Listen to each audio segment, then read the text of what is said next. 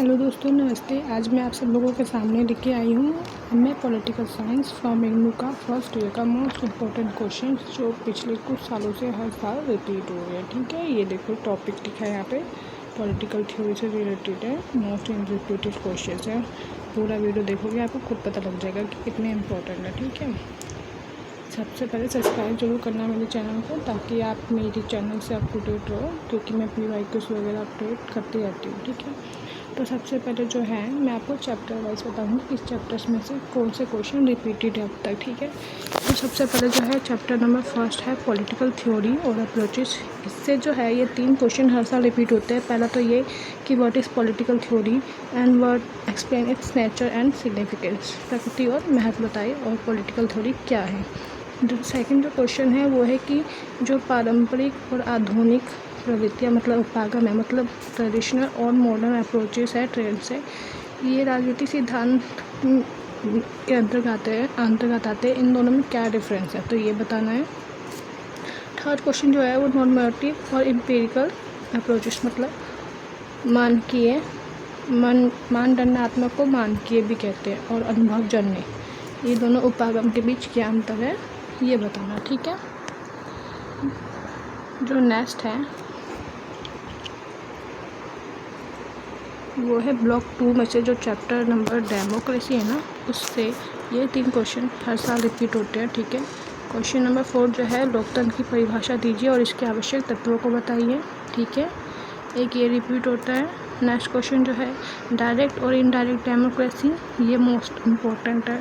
And last is liberal और socialist concept, उदारवाद और समाजवाद लोकतंत्र की अवधारणाएं बतानी है और फिर उन दोनों के बीच डिफरेंस करना है कि क्या डिफरेंस है। ठीक है, नेक्स्ट जो है वो है ब्लॉक नंबर 3 राइट्स, इक्वालिटी और लिबर्टी और जस्टिस। इस वाले चैप्टर में से मोस्ट इम्पोर्टेंट क्वेश्चन जो है ये 4 ही हैं, जो पिछले कुछ सालों से लगातार रिपीट हो रहे हैं, जिसमें से क्वेश्चन नंबर 7 अधिकारों के बारे में बताना है और उसके प्रकार समझाना है कि कितने अधिकार होते हैं, किस तरीके के होते हैं, क्या टाइप्स होते हैं।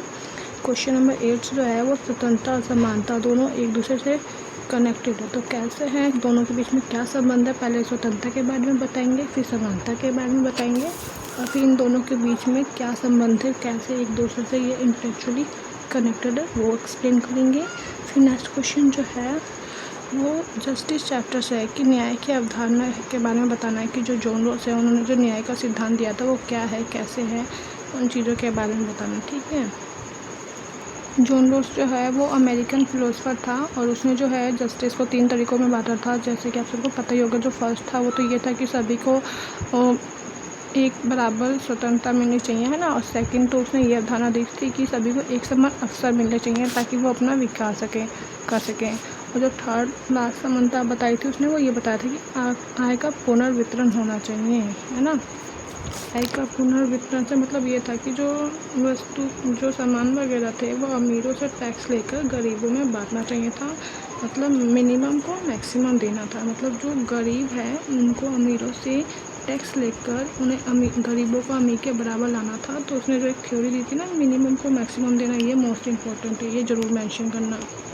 बाकी तो इसमें ये भी था कि जो जॉन रॉस की थ्योरी की जो मतलब लोगों ने आलोचना की थी, समावेशवादियों वगैरह ने, मार्क्सवादियों ने, तो वो चीज़ भी इसमें मेंशन करना है कि कैसे उन्होंने उसकी आलोचना किस बिहाफ पे की थी। ठीक है, जो नेक्स्ट क्वेश्चन है वो तो है पॉजिटिव और नेगेटिव लिबर्टी, सकारात्मक और नकारात्मक स्वतंत्रता। वैसे तो जो स्वतंत्रता है मतलब पॉजिटिव लिबर्टी है, इसके बारे में बहुत सारे लोगों ने अपने अपने विचार दिए थे, लेकिन जो पॉजिटिव मतलब लिबर्टी को, स्वतंत्रता को 2 भागों में, नेगेटिव और पॉजिटिव में जिसने डिवाइड किया था वो सर इज़ाइया बर्लिन ने किया था 1958 में। तो सबको पता होगा, जो उनकी बुक थी टू कॉन्सेप्ट ऑफ लिबर्टी, जो कि 1969 में प्रिंट हुई थी, उसके थ्रू ही आया था कि जो लिबर्टी है उसको उन्होंने 2 पार्ट में डिवाइड किया था, सकारात्मक और नकारात्मक में। ठीक है, और फिर बाद में जो है 1968 में जो उनकी 4 एसे ऑन लिबर्टी थी, उस नाम से भी एक ऐसे बुक प्रिंट हुई थी, उसमें भी उन्होंने इसका वर्णन किया था।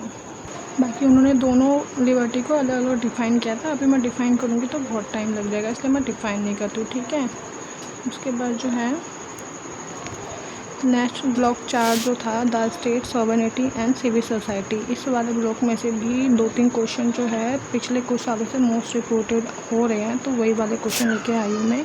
क्वेश्चन नंबर 11 जो था कि राज्य की उत्पत्ति कहाँ से हुई और उसके प्रमुख सिद्धांतों का वर्णन कीजिए। ठीक है। जो क्वेश्चन नंबर 10 था वो सॉवरेनिटी के बारे में है कि प्रभुसत्ता क्या है, कैसे आया, उसके प्रकार बताने हैं, ये सारी चीज़ें बतानी है।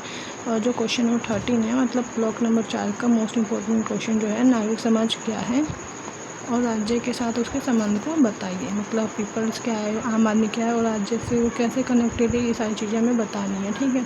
जो नेक्स्ट है वो ब्लॉक नंबर 5 है। इसमें जो है पावर, अथॉरिटी और लेजिटिमेटी है ना, इस चैप्टर में से भी 2-3 क्वेश्चन बहुत सालों से रिपीट हो रहे हैं, तो मैं मोस्ट इम्पोर्टेंट क्वेश्चन ही लेके आई हूँ, जिसमें से एक क्वेश्चन तो है शक्ति और अधिकार, मतलब पावर और अथॉरिटी के बीच में क्या डिफरेंस है।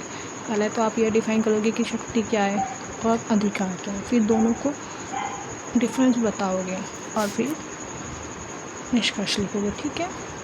ऐसे ही जो है वैधता क्या होती है, मैक्स वेबर द्वारा श्रेणियाँ समझाई है। जो मैक्स वेबर थे ना, उन्होंने ना लेजिटिमेसी को डिफ़ाइन किया था और उसका क्लासिफिकेशन किया था, तो वही चीज़ इसमें हमें मेंशन करनी है। जो नेक्स्ट क्वेश्चन है वो था what is the source of power and there impact, कि शक्ति के स्रोत क्या है।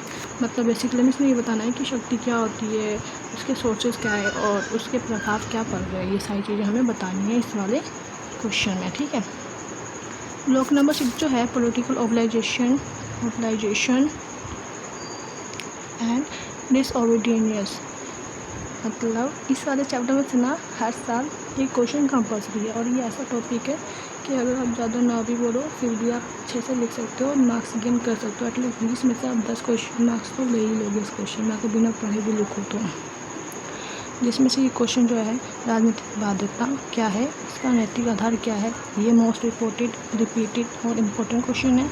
नागरिक अवज्ञा के नैतिक अधिकार क्या है और जो गांधी जी थे और थोरो थे उन दोनों के विचार क्या है और दोनों विचार के बीच में क्या डिफरेंस है, ये वाला था। ठीक है। बेसिकली इन 6 ब्लॉक्स वगैरह से मोस्ट रिपीटेड क्वेश्चन आ रहे हैं पिछले 7 से 8 सालों में और मोस्ट इम्पोर्टेंट भी हैं, तो ये सारे क्वेश्चन आप प्रिपेयर कर लेंगे तो आप 80+ आराम से गेन कर सकते हैं। बाकी मैं कुछ टिप्स भी दे देती हूँ एग्ज़ाम टिप्स की, जैसे जो ब्लॉक 1st और 3rd है ना, एक ये वाला, ठीक है, अधिक राइट्स, लिबर्टी और इक्वलिटी और जस्टिस से, और एक ये पॉलिटिकल थ्योरी। ठीक है। इससे जो है ना हमेशा क्वेश्चन रिपीट होते हैं, हमेशा हर साल होते हैं। आप देख लेना, मैंने वीडियो बनाई है उसमें कि कौन से चैप्टर से ज़्यादा क्वेश्चन रिपीट हो रहे, किस साल क्या क्वेश्चन आया, मैंने बनाया, आप देख लेना। और दूसरी बात की, जब हम आंसर लिखें ना उसमें हमें फिलोसफर के नाम जरूर मेंशन करने हैं ताकि हमें अच्छे मार्क्स मिले। हमारे एग्जाम्पल देने हैं और उनकी थ्योरी बतानी है कि कौन सा फिलोसफर है, उसने क्या थ्योरी दी, किस तरीके से दी। और जो है ना हमें सबसे पहले आंसर की शुरुआत में ना परिभाषा, अगर उसने पूछा है कि राजनीतिक सिद्धांत क्या है और इसके उपागम बताइए, तो सबसे पहले हमें राजनीतिक सिद्धांत की डेफिनेशन लिखनी है। उसके बाद जो भूमिका वगैरह लिखोगे और जो बीच में आंसर लिखोगे, उसके बाद लास्ट में निष्कर्ष जरूर लिखना है हमें आंसर में। ठीक है। कंक्लूजन मोस्ट इंपॉर्टेंट है, भले ही आप 4 से 5 लाइन में लिखो, पर लिखो, इससे टीचर पे बहुत अच्छा इंप्रेशन पड़ता है। पॉइंट्स को हाईलाइट जरूर करना है और अंडरलाइन।